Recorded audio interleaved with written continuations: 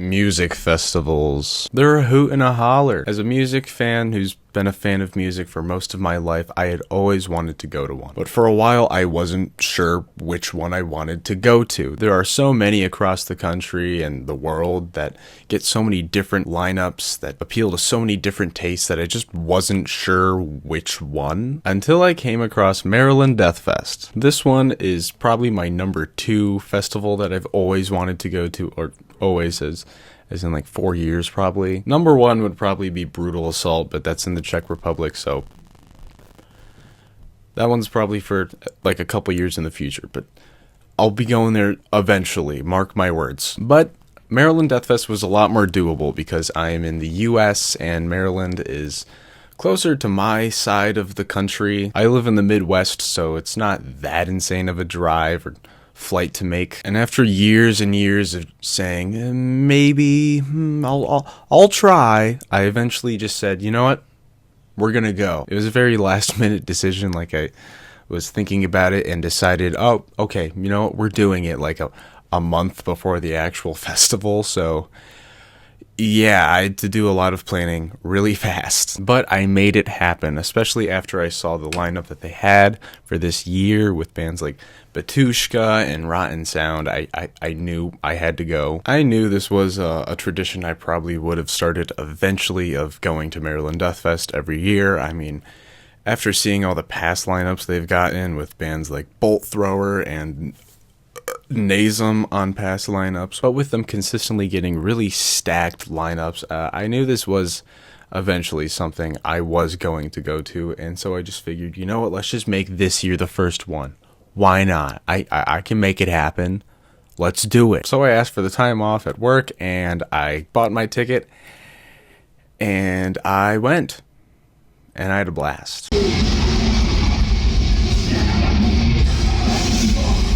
Day 1 was Wednesday, May 20th, and I woke up early and hit the road because I wanted to see that pre-fest. After a long 10-hour drive, I finally arrived there within like an hour of the pre-fest starting, parked my car in a parking lot because I was planning on car camping, and then hit up that pre-fest. And I was probably confused, and this was definitely my fault, but I thought that people who had like 4-day all venue passes got a ticket to the pre-fest for free. I was probably confusing that with Milwaukee Metal Fest because that's how that one worked, where if you had a 2 or 3 day pass, you get into the pre-fest for free.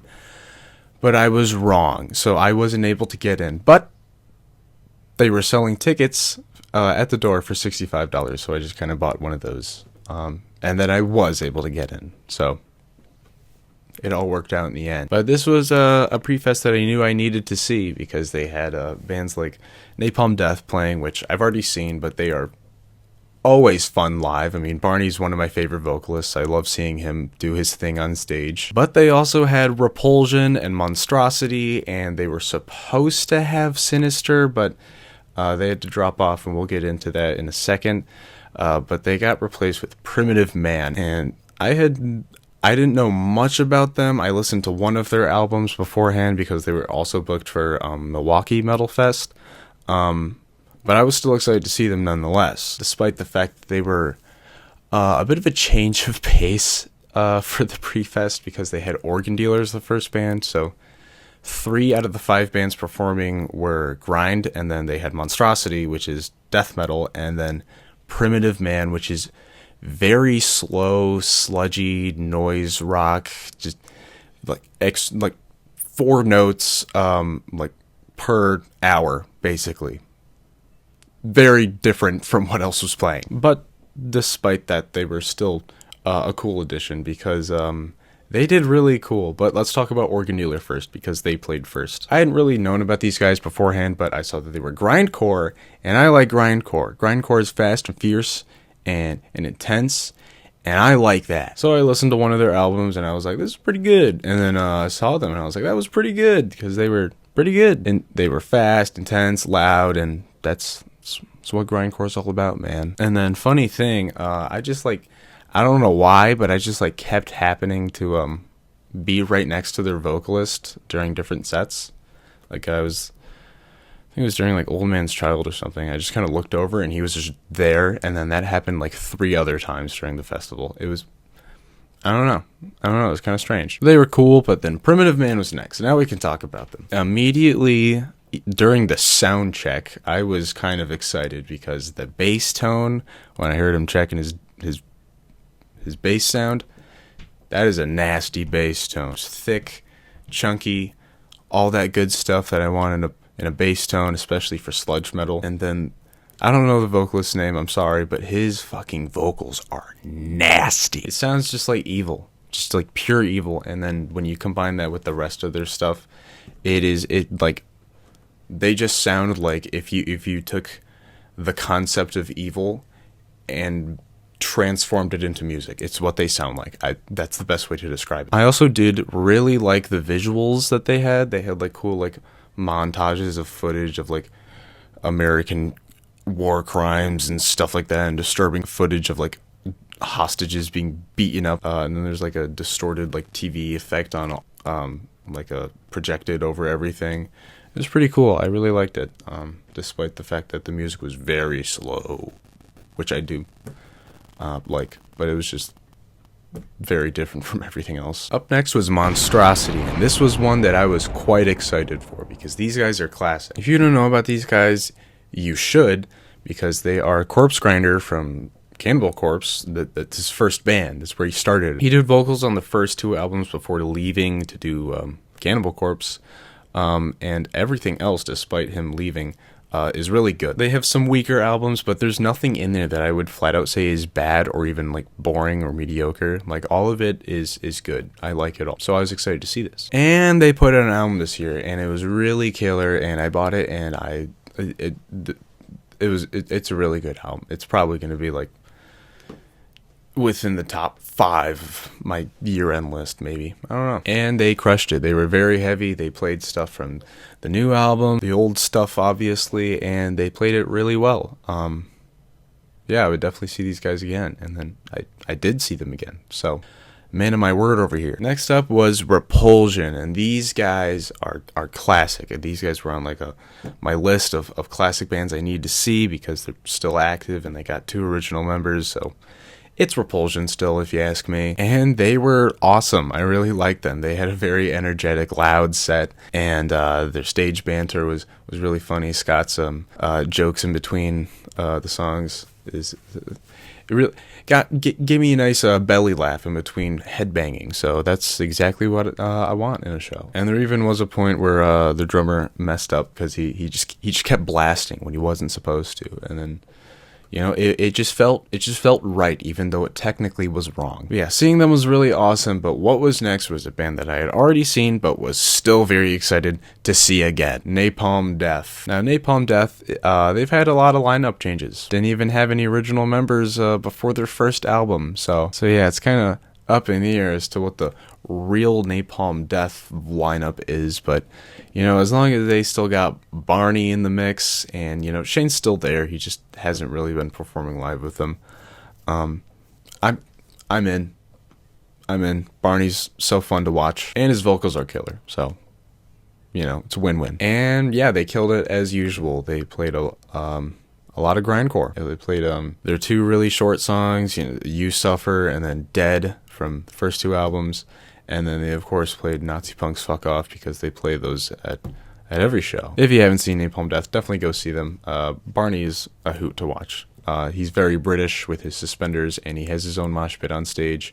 And yeah, just go see Napalm Death. That was the pre-fest. I went back to my car to try and sleep to find out that I'm an idiot who doesn't know how to properly plan for anything. Yeah, the car was way too hot to sleep in, so I got bailed out and by my parents because I'm a working class man who makes minimum wage, and I don't have that much money. And once again, bad at planning, or at least bad in this instance, because I did it very last second and didn't have much time to fully financially prepare. So yeah, I got a hotel room, and I'm paying my parents back. Don't worry, I'm working on that. I'm not just a freeloader. But yeah, got some sleep for the next day, which was the official first day of the festival. For the first day, bands started playing a bit later than other days, with the first band taking the stage at 4:30 and doors opening at 3:30. So yeah, there's a ton of time to like get food, pre-game, hang out, check out Baltimore, and that's kind of what I did. Checked out a record store and did some walking, and that was fun. I'll show you guys what I got at the end. I'll do a little merch haul. These are hangers with all my shirts. Oh, I just shook the entire thing. But yeah, after waiting and all the anticipation, doors were finally open and we were off to see Cerebral Hemorrhage. These guys are a pretty classic slam band from New York, so you know they're gonna be brutal. And they were pretty fun. Their vocalist was very into spraying beer all over the audience and himself. Me being in the front row, I got a good amount of beer on me. There was like a couple set lists on stage, of course, and one of them in the middle was like signed. So I'm assuming that was like the one everyone wanted. You know, they're like, this is the one for the real fans. And yeah, that thing was like completely like ripped into like 90 pieces because of the vocalist stepping on it a lot and it being just doused in beer. So yeah, I'm not sure someone got that one, but like a couple people could have got it now. So maybe that's a win. Yeah, they were fun. I'd see them again. It was a pretty short set.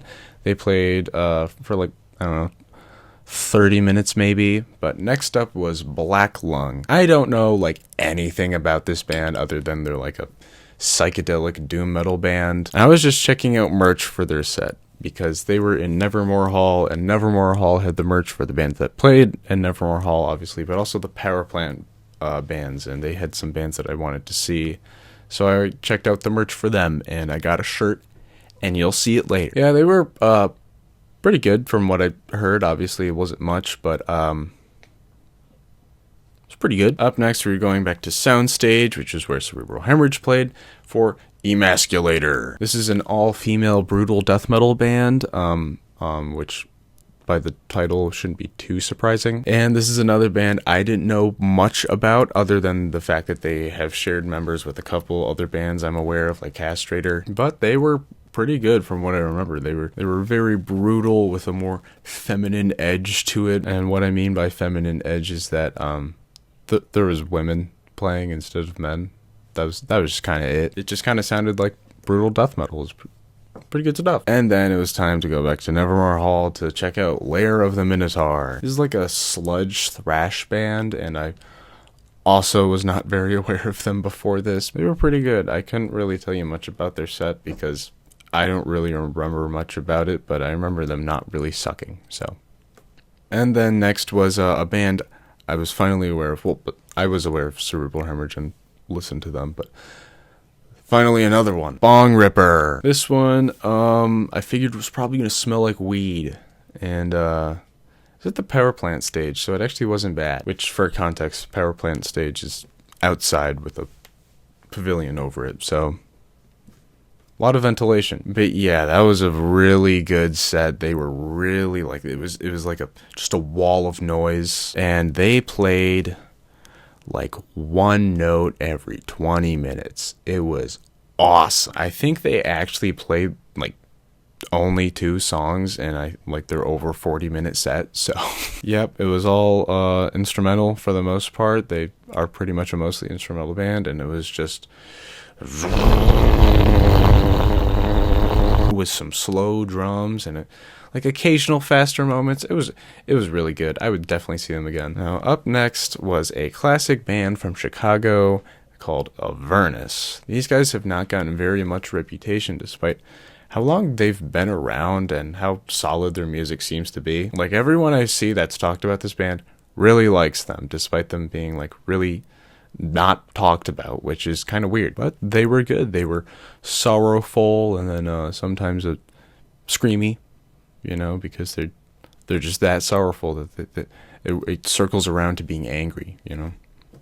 Sometimes it's just like that. But yeah, the first day kind of had a bit of a theme of doom metal on one side, and then more like brutal death metal on the other side. So kind of a bit of a strange combo. Like, there's a lot of doom metal bands playing at the Nevermore Hall stage and the Power Plant stage.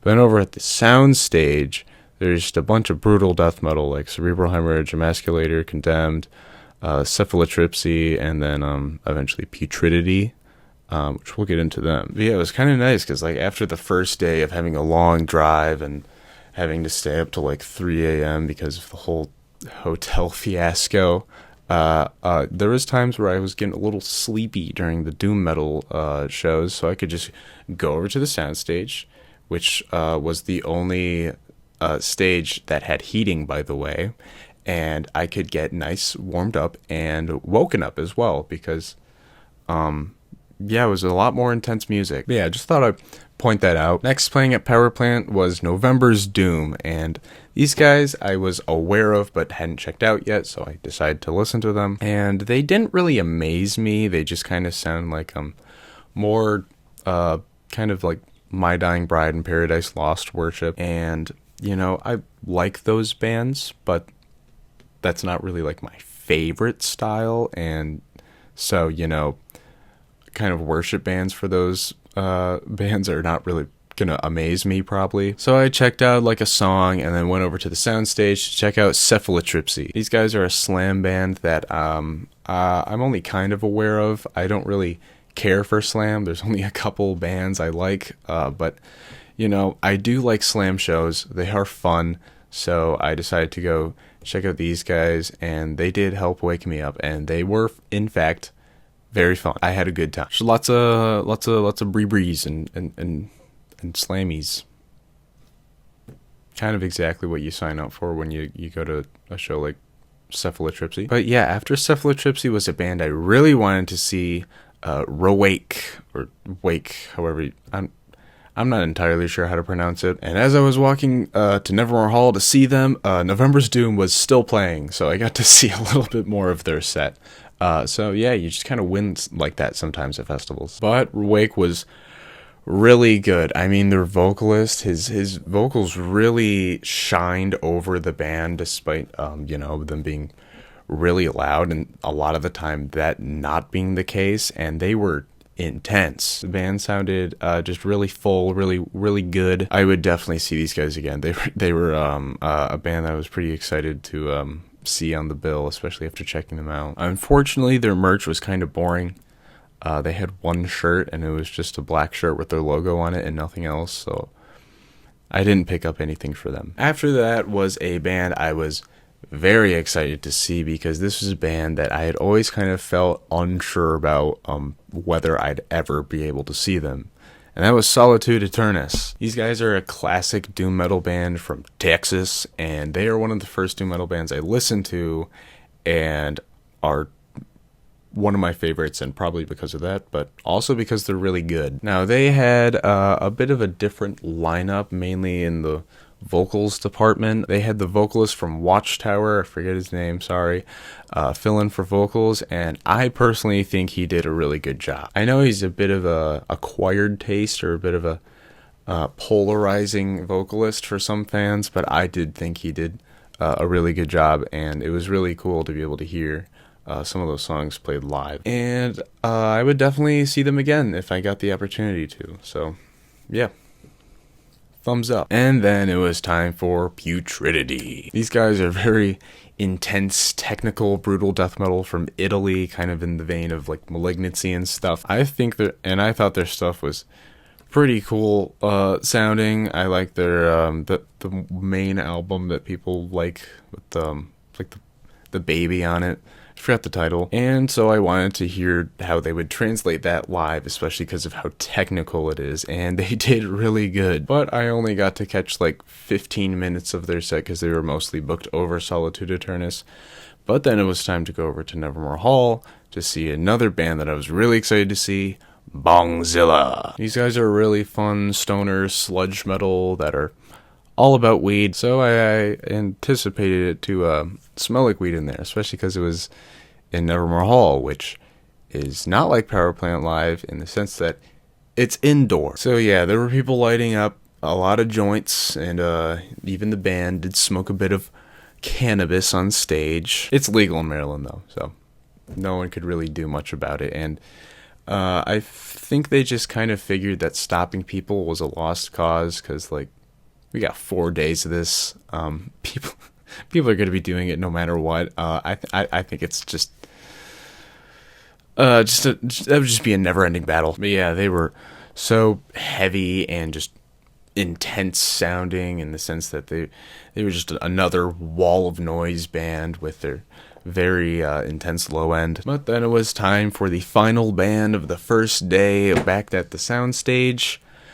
Torso Fuck. This band is so stupid, but in all of the best ways, and I felt myself getting so excited for this set despite me not really listening to the band. Don't get me wrong, I've been aware of them for a good while, but I've just never really checked them out. I'm just kind of more marvel at them at a distance, like with my arms crossed, just like, it's a crazy, stupid band. Gotta appreciate it for what it is. And they were exactly what I wanted live, just pure stupidity in the best way. After every single song, their vocalist would go, "Thank you," just thank you in the low intense guttural every single time, the exact same way, and it was really funny. But yeah, Torso Fuck was just a good time, and I wouldn't have had day one wrap up with any other band, because man, that was a very good high to leave off on.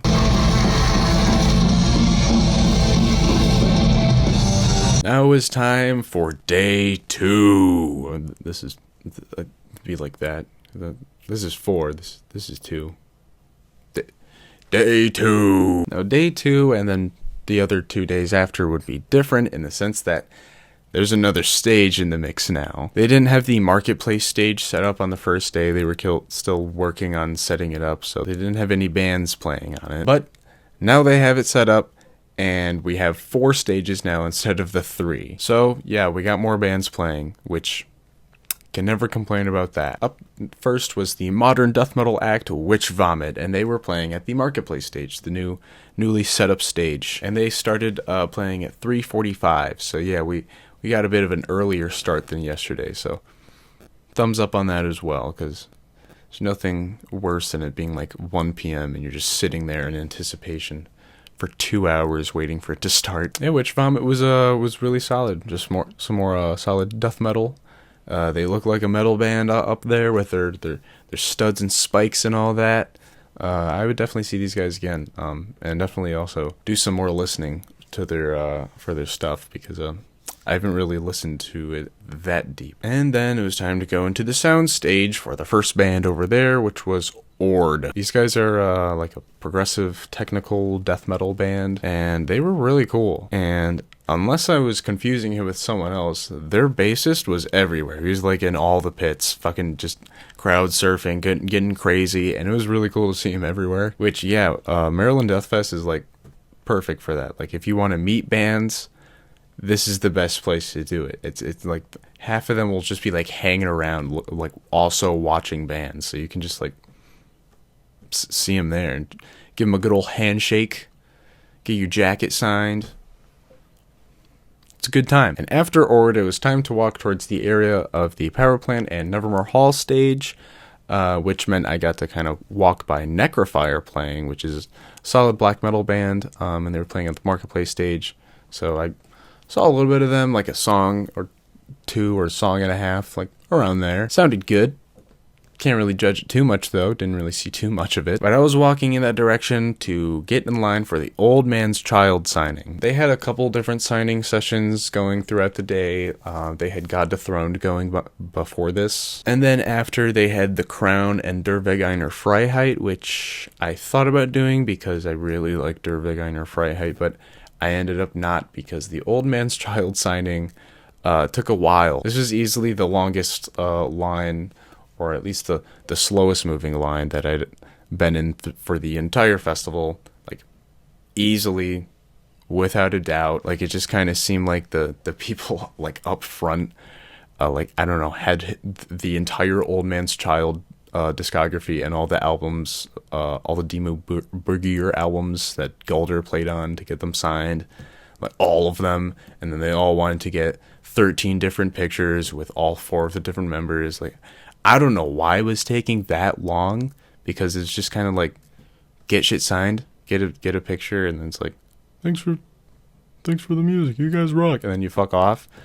So I don't know what was happening. But yeah, I eventually did get my jacket signed by the band, which is cool because those guys fucking never play in America. I mean, I think this is like their second or third time playing in the US total, like for their entire career, which is really cool. But I also missed the entire Melting Rot set, which is a band I wanted to see because they are some really solid modern gore grind. And I missed the Lumpsk set, which was a band I kind of wanted to check out because I've heard some rumblings about them.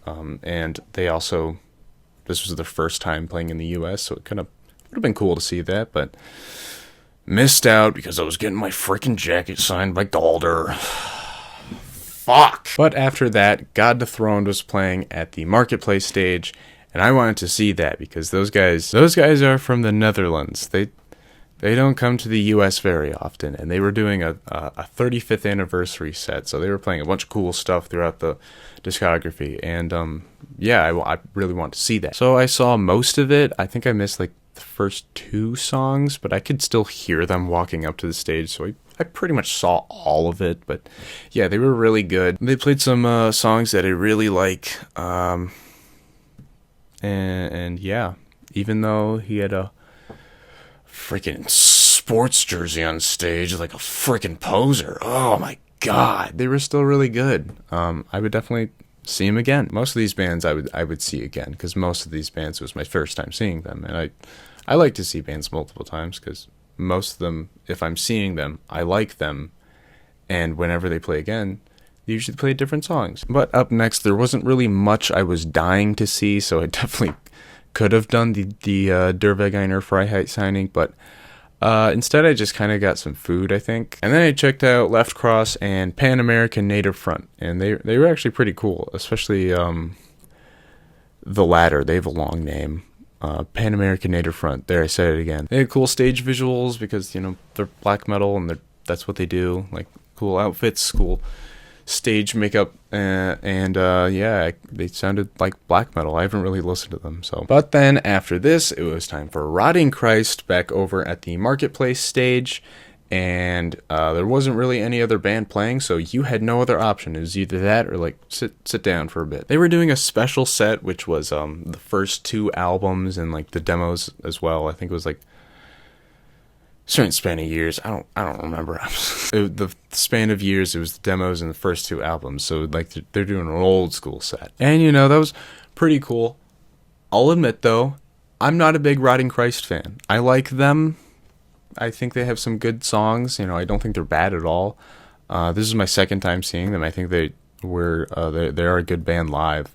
It's just the albums I've listened to have never really clicked with me, and I've listened to like the main ones that everyone likes. So I think they're just not a band up my alley. But I would definitely, you know, see them. So that's why I went and saw them, especially because there really wasn't any other band playing. But they were good. Once again, they're a good band to see live. Like, they do a good job. They have good performances. And they did play like stuff that I liked the most out of their discography. So it was still cool to see. But yeah, I'll admit, I'm not a big Rotting Christ fan.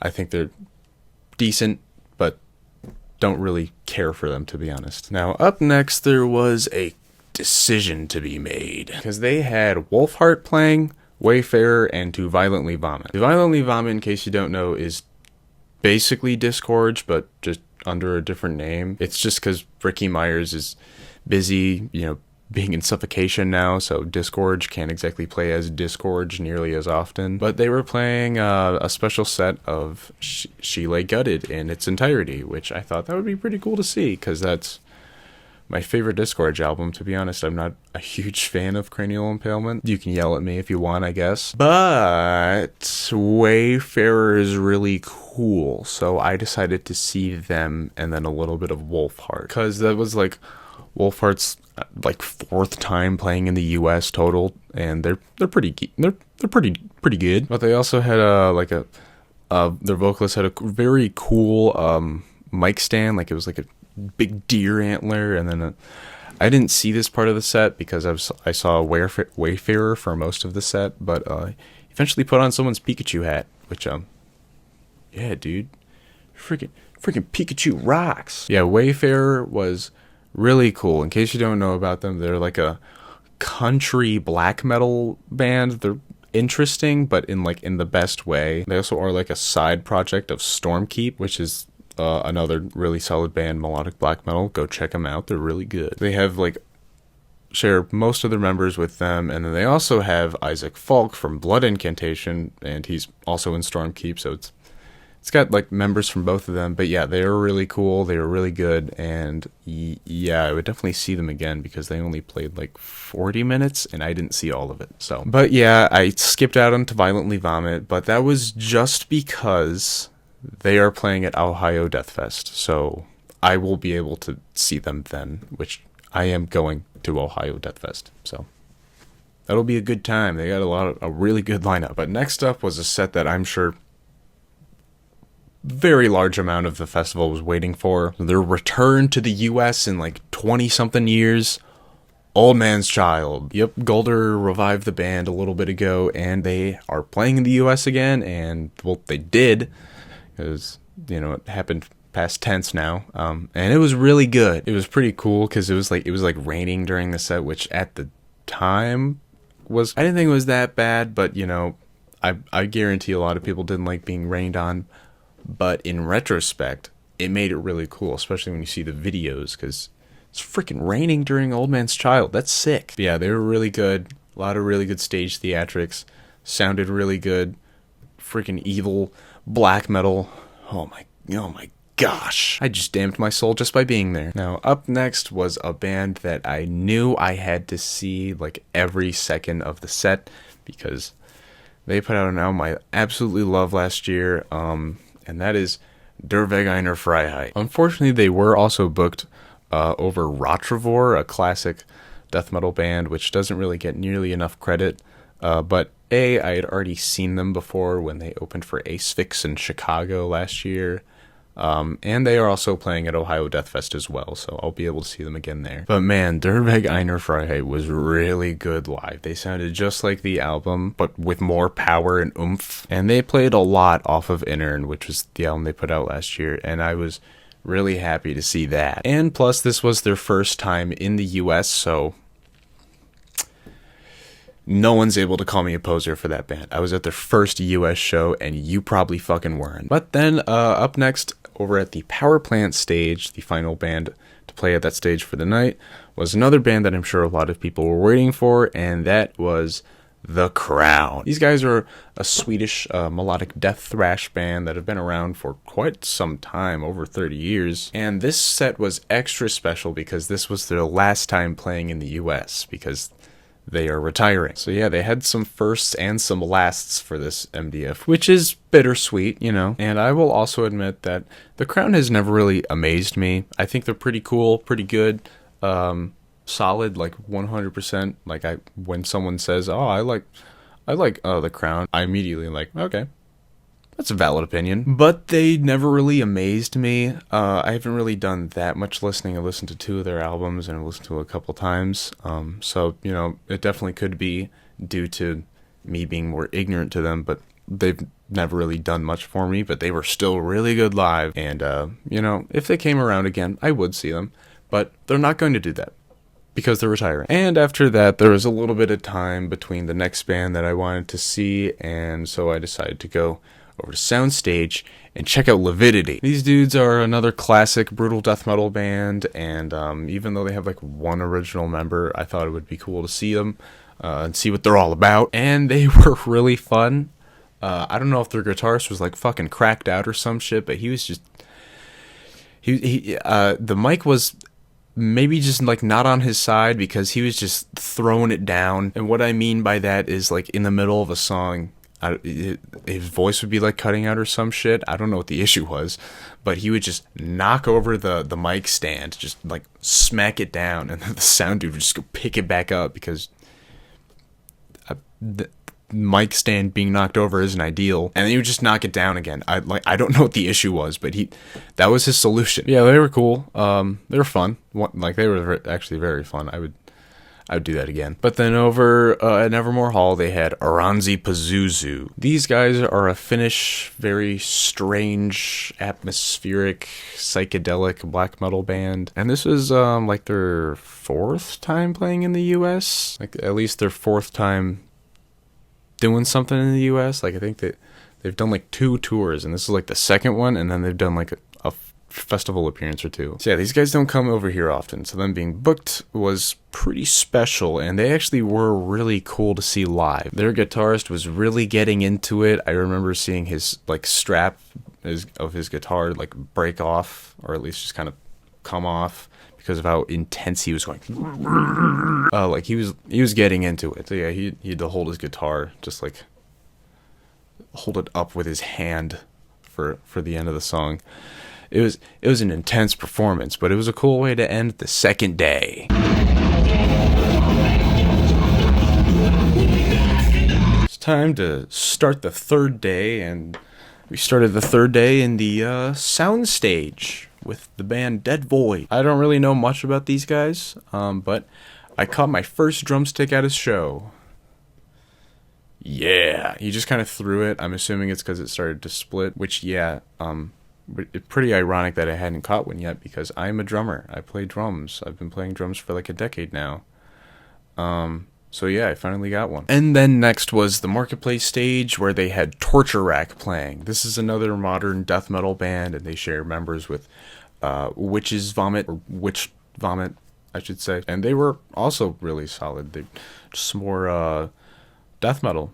Yeah, I haven't done very much listening to them, but they were good live, so maybe I will. Soundstage next up had some gore grind in the mix with Gestation. These guys were very fun. The pit was getting into it, and I remember hearing their vocals and not knowing much about them, but then immediately being able to put together that they are gore grind, because the vocals sounded like a blender going off, but then still pitch shifted down. And it was nothing but a good time. Up next was a band I was very excited to see. This is one of my favorite modern thrash bands, and that is Warbringer. When I saw them on the bill, I knew I had to see like every minute of that set, so I walked out to get up close to the front and get up close to the animals, and dude, that set kicked my ass. Those dudes were going crazy, because Warbringer knows how to make them go crazy. Yeah, that was an intense pit. And then next up was Mellow Harsher over in the soundstage. These guys are a power violence band, so they have very short songs, but they also don't have very many of them. They only have like an EP and some splits. So they had a bit of time to fill, because they had a 35-minute set, which led to a lot of stage banter, which led to an inside joke being spawned that would go out throughout the rest of the festival. Yeah, he would do the classic Rob Zombie, yeah, and have the audience do it back. And yeah, people were just doing that over and over again throughout the rest of all of the other sets going on. Every band had yeah going on, and it was pretty funny. Yeah, when they played music though, in between the stage banter, it was good. It was fierce, blasty, intense, punky power violence, which is exactly what I expected. But then it was time for some old school thrash metal over at the Marketplace stage with Whiplash. These guys are good. I like them. I think Power and Pain is was a really good album. They've never been one of my favorites, but it was definitely really cool to be able to see them, especially because, it just felt like being at an old school thrash show with, a crazy crowd and some thrashy music and a rowdy front man just going, "We're gonna play some thrash metal for you guys!" And then they did that. Up next, there really wasn't anything I wanted to see, so I did some shopping, because they had the vendor set up yesterday, actually, and I did shopping yesterday. I think I probably did it during when the Derveg Einer signing was happening. So yeah, I got some shirts records, some pins and stuff like that, and I will show them all to you at the end, don't you worry. But after that, it was time to go over to the marketplace stage again, because this was a band I really wanted to see, that being Pig Destroyer. Not just because I think they are a really solid grindcore band, but because they are playing Prowler in the Yard in full. And that album is killer. And that also meant that all of the families just kind of walking by the festival, because it was an outdoor festival in the middle of the street in a city, had to hear the text-to-speech intro and outro, which depict a story. Just, I'll leave it at that. You can go listen to it if you want to. Yeah. Those families didn't really have a choice, though. They had to listen to it. Yeah, these guys were intense, really killer, tight. Drums were exactly what I wanted, because they have a really good drummer. And then their noise sampling dude even got a little raft, and he went on top of the audience and did some boating. It was really fun. And then after that was another band that I was very excited to see, because these guys are an all-time like favorite band for me, top 10 all-time favorite band, and I hadn't seen them yet, and that is Macabre. I love these guys. They're weird, and in the best way. It's like death metal, thrash metal, grindcore, and it's all about serial killers. All of it.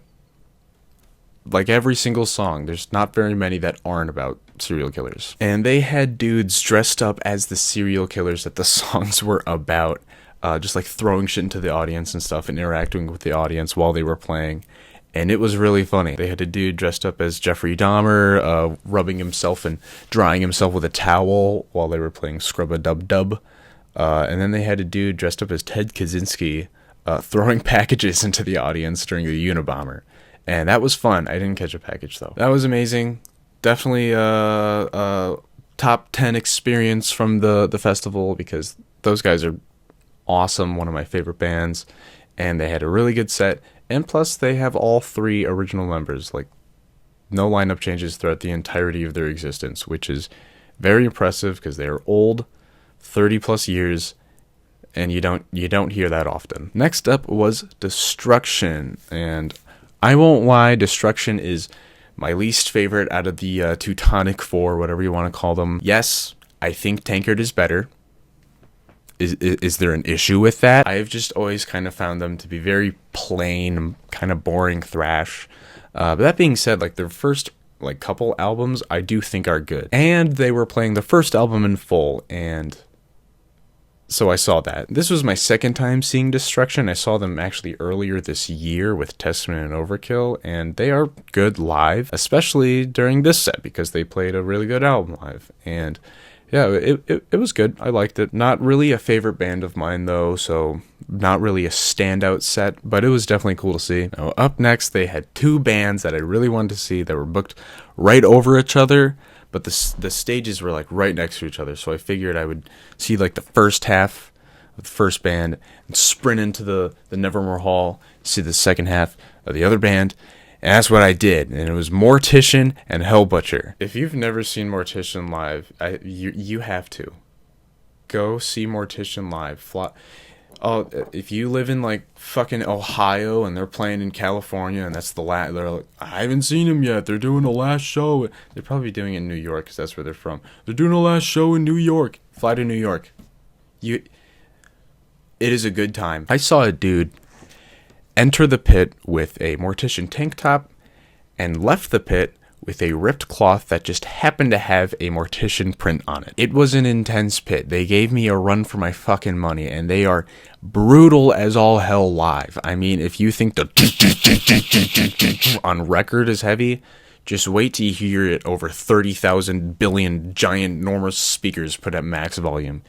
It's heavy, and they do the whole horror movie samples thing live. Like they don't skip on those. Don't worry. But yeah, that was a good set. I really hope they get booked again, which MDF books them like every other year, so they will. But yeah, I ran into Nevermore Hall to see Hellbutcher. Which if you're not aware of Hellbutcher, this is the solo project of Hellbutcher from Niflheim, classic black and thrash band.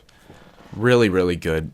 If you're like, I like Destroyer 666, but KK Warslot's an asshole, which he is. Yeah, just like replace him with these guys. They're really fucking good. And you got Niflheim, and you have the Hellbutcher's solo stuff. And he's only got one album so far, but it is really good, and he's probably gonna put out more. So, and this was, I think, their second time playing in the U.S. I think they played at Hell's Heroes before this. But yeah, it was definitely really cool because Hellbutcher's a classic dude. He's classic, man. He's been around for a while. They did play a lot of covers, like some like Venom covers and stuff like that, which I kind of figured they would because they only have one album of material to go through. But yeah, it was a really cool set. They had all their studs and spikes and leather on them, especially Hellbutcher. That man was just coated in leather and spikes. But then it was time to see Creator. Yeah, they had 2 of the Teutonic Thrash bands booked during the same night, which is cool. And I had already seen Creator before. They played actually with Testament. So yeah, there's another band that I saw with Testament. But Creator, they, in my opinion, have been boring for a bit. First couple albums, classic, amazing, intense, blackened thrash. It's really good stuff. But the 90s, I think 90s Creators stuff is just bad, except the album they put out in 1990, which is a fucking, Coma of Souls. I think that one's pretty good. Pretty good. Ones before it are definitely better, but it still is pretty good. But then they would come back with Enemy of God and Violent Revolution. Violent Revolution came first, but those 2 albums I think are good. Pretty solid. Good thrash albums, and then everything after that is like, okay, this is not nearly as bad as the 90s stuff, but holy shit, put some fucking oomph into it, man. I'm sick of the "we can do it" Creator, and I want the "I'm killing everything with a smile on my face" Creator. That's the Creator I want, okay? Yeah, and that's kind of my main issue with seeing them live, is that they play a lot of stuff from the modern era, but MDF recognizes this. That's why they don't really book bands that are constantly touring. Cannibal Corpse, classic death metal band. Everyone at MDF probably either at the very least respects them, at the very most fucking loves them. Like I guarantee you 90% of the people at the festival love that band. But they haven't booked them. They've never played at MDF. Why? Because you can see them like once every 3 months, dude. They are constantly touring. Same with Creator, which is why they got them to play a special set. Deep cuts only, dude. They only played shit that they've like not played live in like 15 years. Like, for instance, they played Ripping Corpse.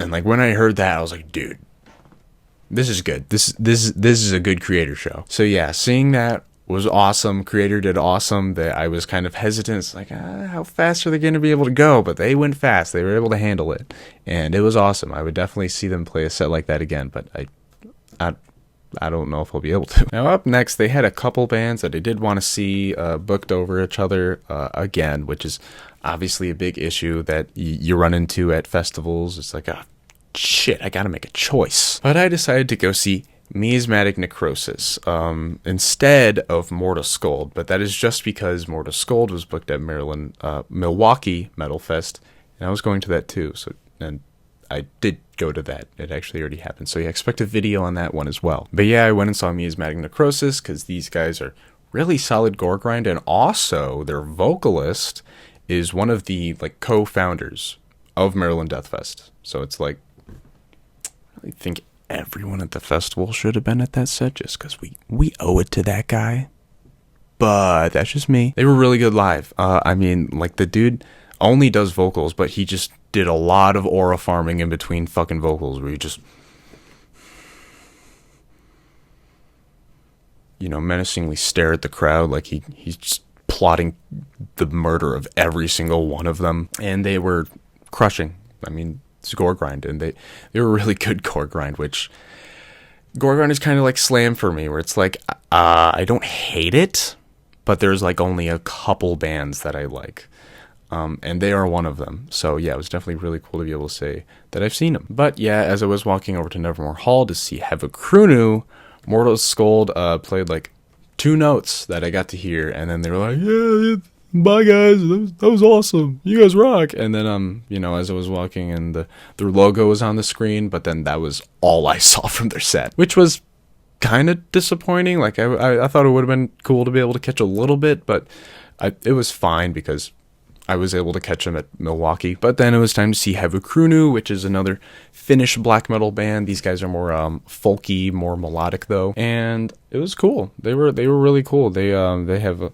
very cool stage presence. Their front man was had a very cool stage presence, especially his banter. I thought it was pretty funny. But they're also another band I don't know much about. I've known about them for a bit, but I haven't really listened to them. But they were definitely cool to see live. Now, up next was 2 bands that I wanted to see, and I saw a bit of both of them. But one of them, I kind of was like, I don't know. And that was because it was Sinister. I mentioned earlier that Sinister had to drop off of the pre-fest, so you might be thinking, wait, then why are they still playing? Why didn't they play both?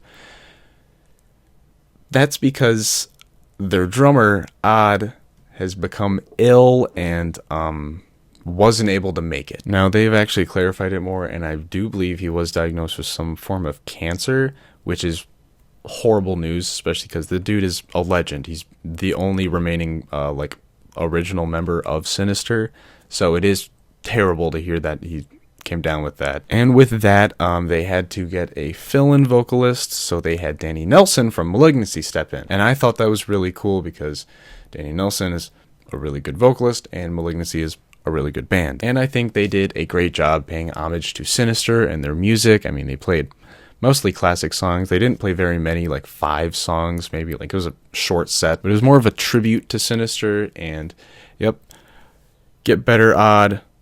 We're all on your side, man. But Shitstorm, yes, there's a band called Shitstorm, stop fucking laughing, was booked right over them, and I wanted to see them because they're really good grindcore, power violence, whatever you want to fucking call them. But I wanted to see them.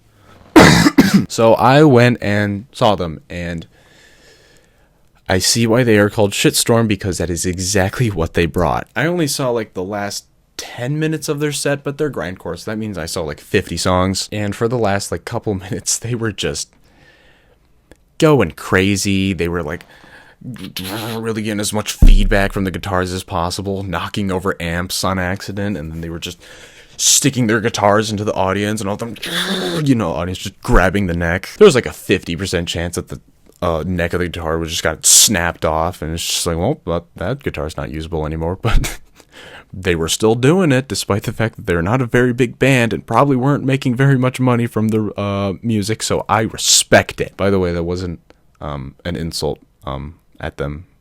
Say, oh, you guys don't make money. It's just more of a fucked up fact about the music industry. But yeah, Shitstorm was really fun. I would definitely see them again. But next up was 1914. 1914, they're a band that I do think have some pretty good songs, but they've never really amazed me. But I did really want to see them because their stage performance, stage presence and all that is really cool. So I caught a good amount of their set and their first couple songs.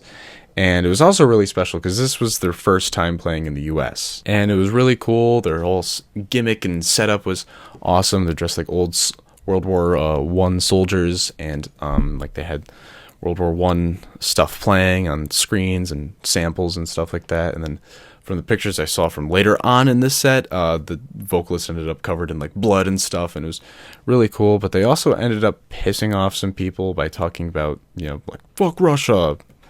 So that made people mad, but it's like, they're from Ukraine. I think them being a little upset at Russia right now, pretty fair. And with their music being entirely surrounded on war, extra fair that they mentioned that. So yeah, if you were mad at that, shut the fuck up, you're weird. But by my way of describing it, you can tell I didn't see all of the set because they had rotten sound booked over at the soundstage to start like close to the end of their set, and I wanted to get like a good spot because I fucking love rotten sound. They are the closest thing to Nasum that we're going to be able to see and have more music released under. So seeing them was a must, especially because not only are they a good NASM sounding band, they are just a good band as a whole. And this set was Murderworks and Exit in full. They were playing 2 albums in their entirety, and that's what they did. Now, I will say they didn't play like the last couple songs of Exit, but they played most of it, so I was still happy. And they were intense. They were furious. It was awesome. Their backdrop changed when they started playing the next album. It was fucking sick. And those albums, killer. Exit is a top 10 favorite grind album for me. Absolutely love it. These guys are also Finnish, so they don't come to the U.S. often. I think the last time they toured in the U.S. was, 2017, 2014? Something like that. So yeah, I knew I needed to see them. They were one of the like couple bands that when they were on the, saw them on the lineup, I was like, oh, fuck, man. I gotta go to that. Rotten Sound? That's a freaking thumbs up and a half, man. And they were a perfect way to close off the second day. And they ended at like 1:30. So yeah, these days went on late.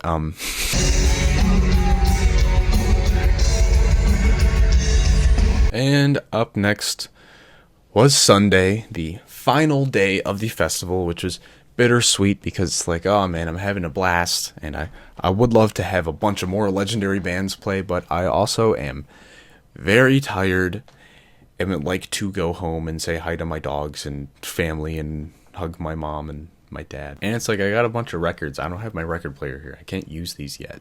I would like to be able to friggin' spin these things. And Sunday started with aisle 19 in the soundstage, and I didn't see it because I think I did more shopping. But there was stuff that I found that I was like, oh man, I need this. So I was happy, and I never listened to aisle 19. They were one of the bands I was like, oh, I'll check them out. If they're awesome, then they're awesome. And if they're not, I won't be disappointed because they weren't a band I was anticipating seeing, or at least like excited to see. But yeah, I did shopping instead and got some good stuff. And then I went and saw Caveman Cult, which is some cool war metal, and that's what it sounded like.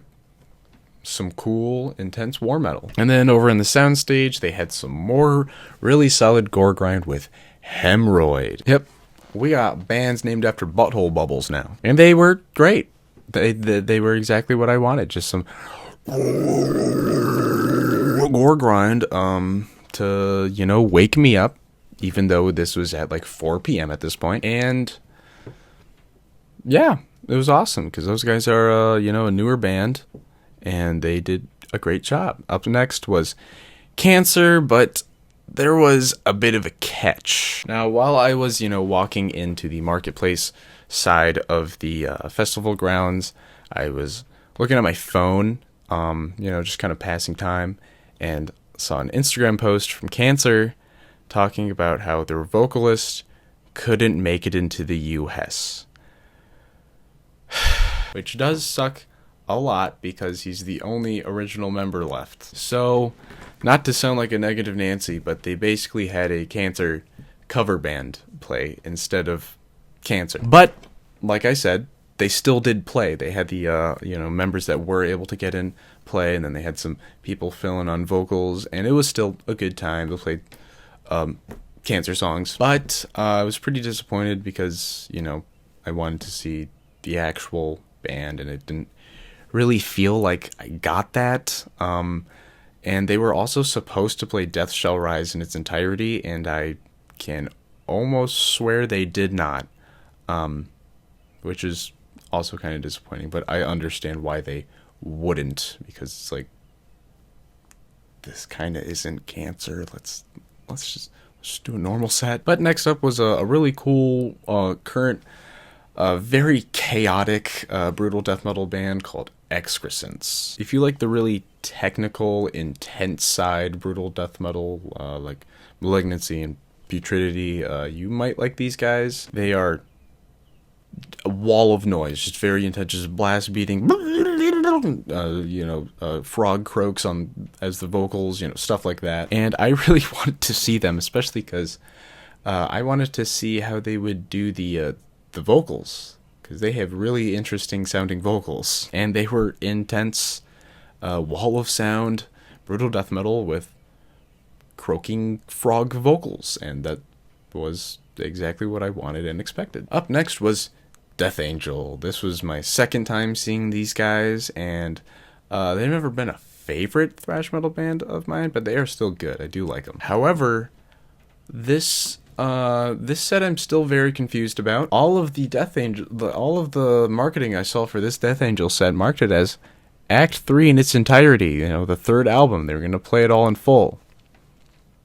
They didn't do that. Like at all. They played 3 songs from the album, and then that was it. They played stuff from everything else. I can understand Cancer not doing that, because their vocalist wasn't there, the sole original member. I don't know what Death Angel's excuse would have been. I don't know. And then I looked it up to try to get an answer, and it was like, well, they didn't do it because it wasn't billed as a Act 3 in its entirety. But look right here.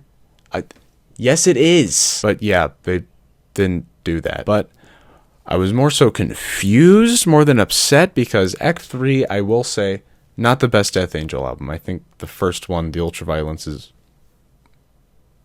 much better. But the second album is worse. Act 3 is definitely the better album compared to that one. So at least it's not that one. Yeah, they were good besides the fact that they didn't play the thing that they were supposed to. And then up next was some bands that I don't really listen to. I'm pretty sure I just kind of ran over to my hotel and put my stuff back in there, all the merch I got, because I wanted to get a little crazy this day, mingle with the animals a bit more, maybe do some crowd surfing perchance. And I was able to get back in time to see Woe, a cool black metal band that I'd heard a bit about, and was like, let's check them out. And then I'm over at the Power Plant stage, which was right next to where Woe was playing, because they were playing in Nevermore, was Blood Red Throne, a cool death metal band from, I think, Sweden. I don't remember where they're from, but they are foreign, I know that. And they were both cool. I didn't really see much from either of them, because both of them played for 45 minutes, and I split their sets, but it was also split between me running back to my hotel and running back, so I didn't see much of either of them, but I did still see them. But then, next up was another one that a lot of people, including me, was probably very excited for, and that was Grave. Especially because they were playing a special old school set where they're playing, only stuff from the first couple albums and the demos. And it was awesome. I went all crazy. I was in the pit. I did some crowd surfing. I did during Grave, and it was awesome. They played a bunch of old school stuff, stuff off of Into the Grave, and it was great. It was Grave. See what I did there? But then next up, I had to make another choice, because there was Violence over at the Power Plant stage, which is a classic band. I really like their first album, Eternal Violence, I think. Or Eternal Nightmare, one of them. Really good classic thrash album. Probably the best album Rob Flynn's played on. Sorry, Machine Head, but that's just kind of the reality of the situation here. Then they also had Antichrist Siege Machine playing in Nevermore Hall, which is cool, 2-man war metal. But then they also had Chicago Grind Time. It's Soundstage, which is Andrew Lee's band, all about anime, and I figured it'd probably be pretty cool to see. So I saw a bit of all of them, but not all of them, obviously. We went over Soundstage, saw some Chicago Grind Time, and I was like, all right, let's go see a bit of Violence, which I decided to see the least of them, which you might be thinking, what the fuck, the least of them? What? It's Violence! But that's just because they were also booked at Milwaukee Metal Festival. It just worked out nicely like that. So as I was walking in to see Antichrist Siege Machine, I obviously walked by the Power Plant stage, which Violence was playing at, so I saw a bit of them, and then saw some Antichrist Siege Machine, which was really cool, because it was just dude on drums and dude on guitar, and the drummer was doing half the vocals, guitarist was doing the other half, and it was just really awesome, because that's not common in metal. And yeah, that was cool. But next up was another one people were probably excited for, and that was Sarcophago. Now, some of you guys might be thinking, what? Those guys aren't active. they didn't play. And you technically are right, because this wasn't Sarcophago. It was Gerald Incubus and the Laws. In case you don't know, Gerald Incubus was a member of Sarcophago, played on like all their important stuff. Pretty sure he was an original member, like involved in everything they've ever done. So him and his band played tribute to Sarcophago, and they did a really great job. That was an awesome set, sounded like the band, and they knew how to rile up a fucking audience. And he did a really awesome bass solo as well, so he's a good bassist. And I also found this guitar pick on the ground. I don't know if it's for Sarcophago, because it has only Ernie Ball branding on it, and no like. So a lot of times they'll have like the band's logo or like their signature on it. So I have no idea who this is for. If you guys do know somehow, that'd be cool. Let me know. This is it. I don't know who that's from. Maybe it's not even from a band. That's also entirely possible. And next up was another power violence band that I decided to check out because a lot of people talk them up quite a bit. Like power violence fans do, and they only had one album, so I checked it out, and I was like, yeah, it was pretty good. And, it was Sex Prisoner. Quite a fucking name. And they were really, really solid, but I only got to see, 10 minutes of their set, because I wanted to check out And Oceans as well. It's a French electronic, melodic black metal band, and this was also their first time playing in the US. They really cool. Hell yeah, man. I really wanted to see them live because their drummer, especially on the most recent couple albums, does some really cool stuff with the rides, doing really fast stuff. I wanted to see that because I'm a drummer and I like cool drum stuff like that, and I did. And then I went out to see Dying Fetus, so yeah, I didn't see all of their set, but it was really good from what I did see.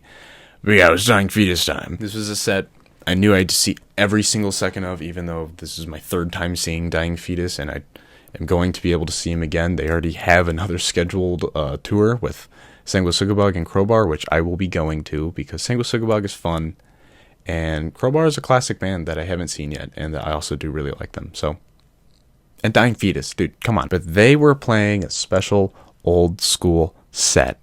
First three albums and the demos. Dude, holy shit, man. They played songs that they haven't played in 15 years, and it was awesome. And that was an intense pit. I knew I had to go extra crazy during that one. They're one of my all-time favorite bands, top 5. So I absolutely love them. And yeah, I did a lot of crowd surfing. And as I was walking in to go back into the pit after crowd surfing one of the times, there's a dude who had a noticeable bump on his head that was red, and he was like, oh, with a medical person next to him, and then he just completely interrupted the conversation they were having to the point at which he was like, dude, nice shirt! It was a very funny interaction, because it actually was this shirt, too. It was probably one of the only memories he has from that set, from, the bump on his head. But yeah, up next after Dying Fetus was another band I really wanted to see, but there was some time in between, so I checked out Contusion. They were cool. Don't really remember much from them, because, they were surrounded by 2 really memorable, awesome sets. But next up was Batushka. These guys are an awesome black metal band from Poland who have a very unique sound where they use 8-string guitars, and then they combine Orthodox church music with their music. It's very interesting, but they make it work very well, and I love it. And their whole visual aesthetic and theatrics that they apply alongside it is also really awesome, and they really went in on that during their live performances, and this one was no exception. Now, some people were quite upset because And Oceans apparently went pretty late, so Batushka started pretty late as well, 10 minutes after their scheduled time, and then they had a bit of a long intro where they had dudes swinging lanterns at the beginning, which, yeah, some people were shouting, just play some fucking music, which annoyed me quite a bit, because it's dude, this is a band where it's the whole visual aesthetic is a huge part of seeing them live. It's half of it, honestly. So it's this comes with it.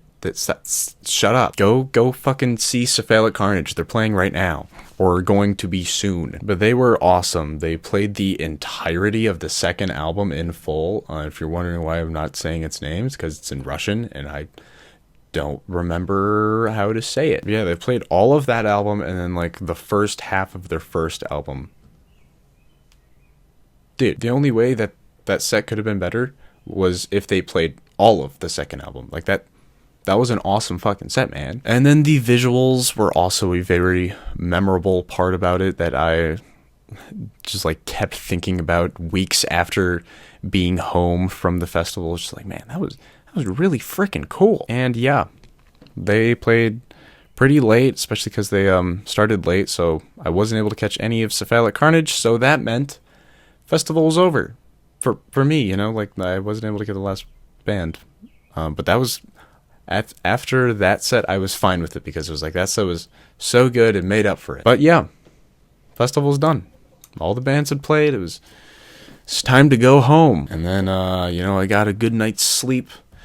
Woke up, checked out of my hotel, and then drove home. Yeah, it was a solid drive. Ran into a gas station filled with complete fucking idiots. Oh my god, that was one of the only times I've actually had road rage, and I was parked for most of it. So, like, these people were bafflingly stupid. But yeah, all the bands played. I had a great time. I got a bunch of merch, and let's get into that, shall we? I'm going to do shirts first, because I had to pull these shirts out of my dirty laundry just to show you guys. So yeah, these shirts aren't clean right now. I'm just going to throw them right into the hamper after I'm done showing. Yeah, of course, got an event, the event tee. It's got a cool design, and then it's got, you know, all the bands, all 6 billion bands that played. Which, yeah, I obviously didn't catch all of them. Like, I there's a ton of names that played that I didn't mention. But I think I did say all of the big ones. This next one was a shirt that, dude, I'm so happy I got. This is like one of my favorite shirts now. Look at that. Now it does say Hammer Smashed Face instead of Hammer Smashed Ace, which I think it should say, because, you know, that's Ace Ventura. Maybe I'm just too clever for these guys. I don't know. It's got a design on the back. Old school logo and everything. It's fucking awesome. Yeah, these two are dirty. Pulled them out of the dirty laundry just for you. Just threw them back in the hamper. Gonna get them clean. Yeah, I got, I think, 7 shirts total. So let's go over that. Yeah, this one was really cool, because this is a really underrated death thrash metal band. Oh, yeah. I want to get at least one long sleeve, because I love long sleeves. It's got the logo a couple times, and it says Hideous Blasphemies. Yeah. This is Eric Rutan's, I think his first band. Maybe he had one before it. Throw it back there. When I saw this, and I saw it was in my size, I was stoked. So fucking happy, because this is a band I love. They released some of my favorite thrash bands of all, thrash albums of all time, and fucking they have no merch available online. Even fucking, I've not been able to find anything in my size. That's a demo hammer, demolition hammer. Look at that. Hell yeah. It's a tour shirt for a tour that I obviously didn't go to, because I was negative 13 years old at the time, because I'm basically a baby. And then this one wasn't even at one of the vendors. It was at the merch table during, I think, the day that Rotten Sound played. But as soon as I saw it, I was like, I gotta get that. Even though, which I was confused, because it's like, this band didn't fucking play. Why do you have their shirt? But it was because it was a new standard release. Just, they had their vendor there, basically. It was nothing. Dude, this is a really intense, another wall of sound, brutal death metal band that is, it's a one-man band too, which, yeah. I haven't worn this one yet, mainly because, you know, I've gotten a lot of shirts in the past couple of weeks with me going to 2 festivals, but it's also very thick feeling.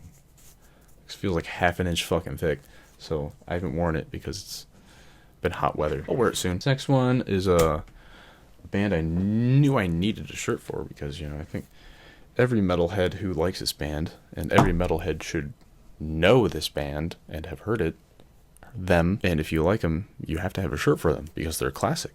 Repulsion. Slaughter of the Innocent. That's their demo. And it says play loud on the tape, so they put that on there. Classic, slick shirt. This one was also a band I knew I needed to get a shirt for because they were one of the bands I was most excited to see, and I love them. And I don't have a shirt for them yet. And that's Rotten Sound. So yeah, they their stuff sold out really fast too. But I was the first one to buy anything from them. Like I was in there like not even intentionally. I was just like there really early, right when they started selling stuff. And it was their vocalist, I forgot his name, running the merch booth. So I got to meet him. Didn't have my jacket on though, so I couldn't ask him to sign it. And I didn't ask for a picture because I'm stupid, but I hate asking them for pictures whenever I meet a musician I like. Because I hate celebrity culture, and that's a big part of it. And it also feels just like bothering them. But this next shirt, yeah, it was one of the classic bands that played, and I was like, I need a shirt for them. It was Solitude Eternus. Strangely enough, this was the only thing they had at the merch booth. They had one shirt design, just like Rewake, except it was not as boring as Rewake's, so I got it. And actually, it's a pretty cool design. But yeah, Solitude Eternus. Those are all the shirts I got. I would have got more if I had more money. Would have got a whole lot more stuff if I had more money, but you know, there are limitations you have to put on yourself. But as I mentioned, I had got a bunch of records as well. So I'll go over the ones I got at the record store that I checked out, which, what was the name of it? I don't remember. Here's the record store I checked out. They deserve to be shouted out, especially because of the selection they had. I think they, you know, have been smart enough to realize that MDF is something they can capitalize on quite a bit, because they had a pretty good metal selection, and they had, I don't know, like 30 copies of the most recent Behemoth album, the Shit of God, you know, that one, and all of them, every single one, signed by the entire band, like all of them, and they were sold for like normal record price, like $30. And then they had, I know they had Demigod, and then the one most recent live album they put out as well, all signed. And then they had the most recent Cryptopsy album, Insatiable Violence, I think, signed, a couple copies of it. Most recent Catatonia album, Nightmares of Waking State, signed. And all of them were like same price as just a non-signed record, like $30. So it's just like, what the fuck?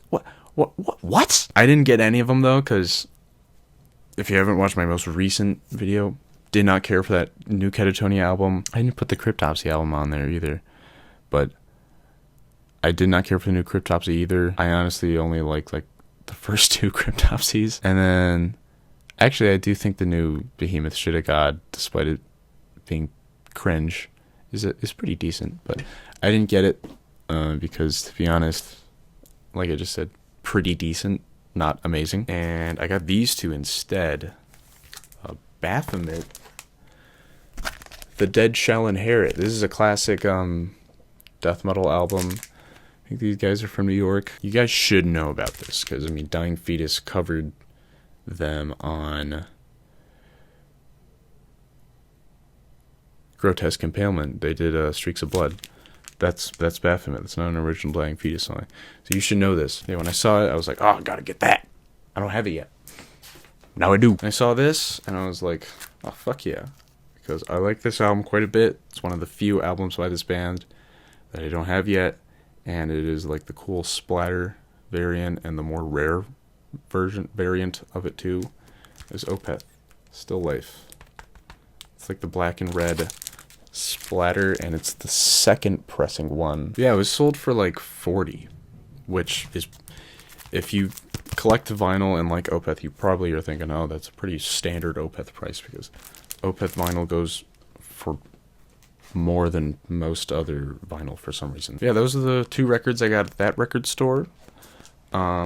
And then here is what I got from the vendors. There's this guy that had a bunch of, just a bunch of everything, really. Really, really good selection. Like, just boxes and boxes and boxes of classic death metal, thrash metal, black metal, heavy metal, like everything. And there's a bunch of stuff that's like, shit, I haven't seen this before yet. Or, like, anywhere, just like in a record store, just like in the wild. So there's a bunch of stuff where it's like, I gotta get that. And these 2, I knew I had to. Razor, fucking Violent Restitution and Shotgun Justice. I love these albums. Razor is best thrash band from Canada. Fucking fight me on that. And these 2 albums are beautiful.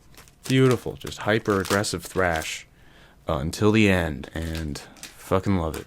So yeah, got those because how could I not? Then he also had this one. This boot. There was a lot of boots, by the way. If you're a fan of bootlegs, bootleg live recordings, bootleg demos, like pressed on vinyl and stuff like that, MDF and metal festivals with a bunch of vendors, it's your place to go. But yeah, I saw this and I already had it on my Discogs want list, so I was like, oh fuck yeah, and it was $40, so I was like, hell yeah. Carcass demos, dude. Freaking Carcass demos. Yeah, besides, I don't have Surgical Steel, and I don't have the one like Death and Roll one. I know Black Star's on it. No, Swan Song. Don't have that one, or it's Surgical Steel. But then now, once I get those, because I actually do like those albums, I will have completed Carcass's discography. All of their studio albums and then the demos. Besides the EPs they have, which I do have one of them. But yeah, really happy when I saw that. And then this one, just figured let's just get it, because I saw it a couple times and I don't see this album like anywhere, and I love this band, as I've talked about earlier in this video. Actually, it's Macabre. This is their first album, Gloom, pressed on clear with splatter. I think it's like blue, like clear with blue splatter. And yeah, despite this being like very raw, it is very good still. Sounds like Macabre, and hell yeah, brother. This is a cool pressing too. Like, it's got a gatefold, and yeah, Nuclear Blast usually does do good job with their records. And then this next one I saw at the Season of Mist tent, and I was like, I gotta get that because I don't have that album yet. And it's a classic. Brodequin, the first album, Instruments of Torture. Dude, fuck yeah, man. These guys are booked for Ohio Deathfest, so I will be seeing them then. And I'm excited for that because I haven't seen them yet, and dude, they're just like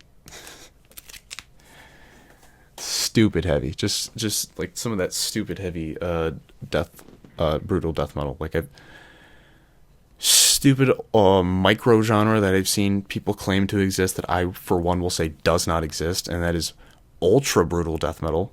What the fuck is that? They are one of the bands that I've seen people give examples of for that genre, which doesn't exist in my opinion. It's just like brutal death metal, slam death metal, and that's it. There's no ultra brutal death metal. That's not a thing.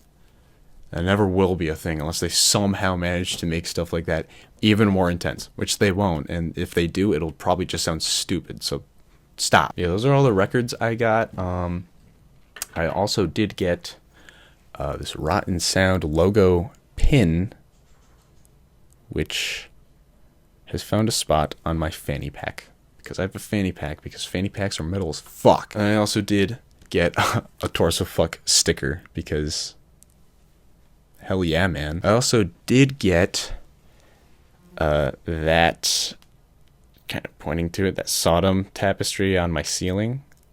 Got that. Hell yeah. That's really solid. And then it's already hung up and framed, so I'll just put a picture of it like right here. I got the event poster as well. And that's the merch I got. But yeah, that was my first MDF and also my first music festival. And I actually did have like the time of my fucking life, just surrounded by a bunch of me's. So basically just walked into a fucking cloning facility and then just like, give me like thousands of me, and then just throw them into a bunch of that spot, and then I got to hang out with them, and it was awesome. And that lineup that they are currently have already announced has got me very excited. I have not seen Candlemass yet, and Demo Hammer was one I had my fingers crossed for, and get to see him finally. So yeah, I'm very excited for next year's. I will definitely be going to that. Hope to see you guys there. But yeah, if you guys were also at Maryland Deathfest, let me know. What was your favorite set? Maybe it was disappointing, but I mean, there was rain for most of the weekend, which kind of sucked, but at the same time, it was not that bad, you know. It's keeping me cooled down. But yeah, I'll definitely be going again. Probably for a while. Like, this will probably be a tradition, go every year until like I could maybe see myself not going in like 15 years or something. And it's like, I've seen all the bands I want to see. They're not booking anything that I'm interested in anymore. It's like, you guys have your fun. I'm done. But that's not yet. I've still probably got a while until that. Yeah, music festivals. Maryland Deathfest. It's freaking rock, man.